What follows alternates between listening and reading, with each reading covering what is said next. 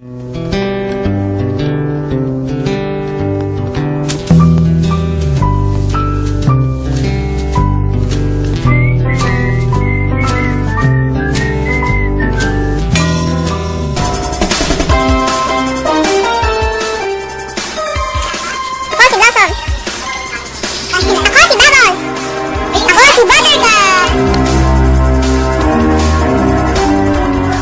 yung ginagawa mo? Oo nga, ang weird. Ay, ang weird naman mo. Weirdo. Sino may nasa party hat namin, no? Ang ganda. Loser. Weirdo ka talaga.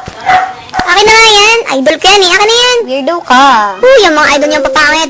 Ito ang idol ko. Ito si Jose Rizal. Yeah. Yuck.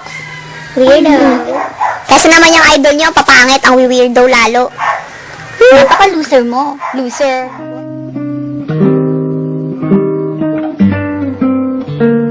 Siya si Dr. Jose Rizal, ang aking idolo. Idol ko si Rizal dahil sa pagmamahal niya sa bansang Pilipinas, sa pagmamahal niya sa wikang Pilipino.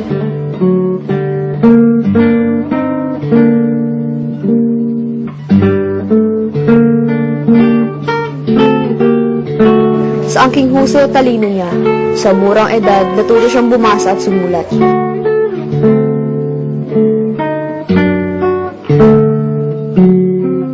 Sa pagbuo ng pahayagang gumising sa isipan ng mga Pilipino.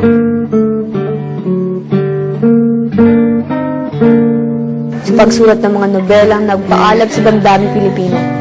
Sa paggamit ng mapayapang paraan upang maibigay sa inang bayan ng kalayaan at sa pagbubuwis ng buhay para sa sintang bayan. Idol ko si Rizal at kahit wala na siya, ang kanyang presensya ay mananalaytay sa dugo ng bawat Pilipino dahil sa kanyang kadakilaan. Oo nga, siya na ang ating idol. Tapos na natin to. Si Rizal ang ating idol.